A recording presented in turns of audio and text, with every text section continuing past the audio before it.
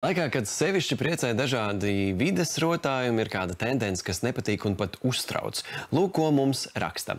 Ķangaragā pēdējā laikā daudz vietu uz sienām un pieturvietās uzķēpāts Z-burts. Zvanīja uzņēmumam Rīgas satiksme. Tur atbildēja, ka tas uz viņiem neattiecas. Cita vēstule no Mežciema. Ko darīt ar Z-burtiem uz mājas sienām? Vai es drīkstu pati aizkrāsot tos ar kādu citu krāsu? Un patiešām, ko darīt? Un vai vienu ķēpājumu drīkst aizķēpāt ar kaut ko citu? To noskaidros Kristaps Puriņš. Kā rīkoties, ja uz mājas fasādes ir uzķēpāta Krievijas bruņoto spēku pazīšanās zīme? Cik ilgā laikā apsaimniekotājiem šis Z-burts ir jānoņem? Un kāds sods par šādu ķēpājumu pienākas? Mēs atrodamies Mežciemā, Eizenšteina ielā. Es jau tā parasti cenšos arī pa dienu pastaigāt, paskatīties, jāsaka, cik nu var ar savu spieķi un ar tiem sniegiem izcīnīties. Un skatos te uz manas mājas gala Z-burts. Pagājos arī vēl tur uz to pusi. Īstenībā laikam uz 41. mājas tās sienas tur vispirms ieraudzīju. Pēc tam sāku skatīties, kas tad te ir. Tai mājai, kurā es te dzīvoju, arī Z-burts.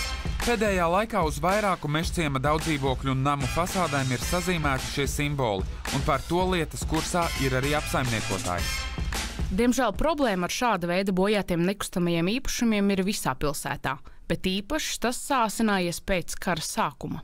Mēdzam saskarties ar klientu iesniegumiem par to, ka šādā veidā apzīmētas ne tikai ēku fasādes, bet arī kāpņu telpas.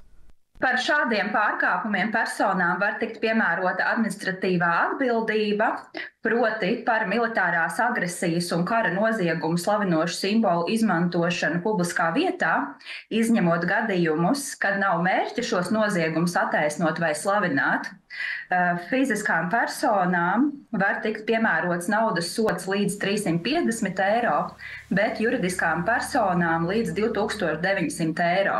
Es domāju, kā tur cilvēks var kaut ko just līdz tādam Putinam, ja tur rāda tur tās filmas, kā tur ar bērniem izdarās un kā tur ar tās mājas ir sagrautas. Es iedomājos, ja man tagad ziemā būtu kaut kur jāmeklē kādu patvērsmu, man tas nešķiet normāli, jā. Es jau biju gatava, man pat likās, ka jālūko kādu dzelteno, bet man tās tehnoloģijas šitās krāsojamās nav pazīstams. Es domāju, varētu uzvilkt tur to dzelteno krāsu pa virs. Es gribu, lai apsaimniekotājs likvidē tādu Z-burtu uz māju sienām. Man tas ir nepatīkam, ka kaut kas tāds te ir. Velgas kundze bija gatava pati pārzīmēt pāri šiem ķeburiem, bet to nu dien nevajadzētu darīt, jo tā var iekulties nepatikšanās. Šādā gadījumā vispareizāk būtu tomēr paziņot nama apsaimniekotājam vai īpašniekam, lai tad viņš arī likvidē šo uzrakstu. Nevajadzētu pašam svešā īpašumā ņemt un aizkrāsot ciet. Lai nesanāk kādi pārpratumi un varbūt arī īpašniekam varbūt pretenzijas. Savukārt apsaimniekotājs sola šos uzrakstus likvidēt dažu dienu laikā. Rīcība no pārvaldnieka puses seko nekavējoši. Tiek veiktas fotofiksācijas, informētas tiesības sargājošās iestādes.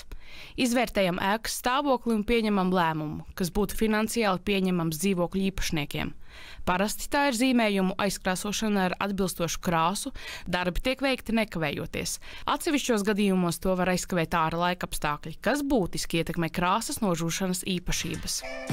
Tā tad nevajag klusēt un samierināties. Svarīgi ir par šādiem uzrakstiem ziņot pēc iespējas ātrāk, un tad arī tiks rēģēts. Kristaps Puriņš, Mārtiņš Avots, 4. studija.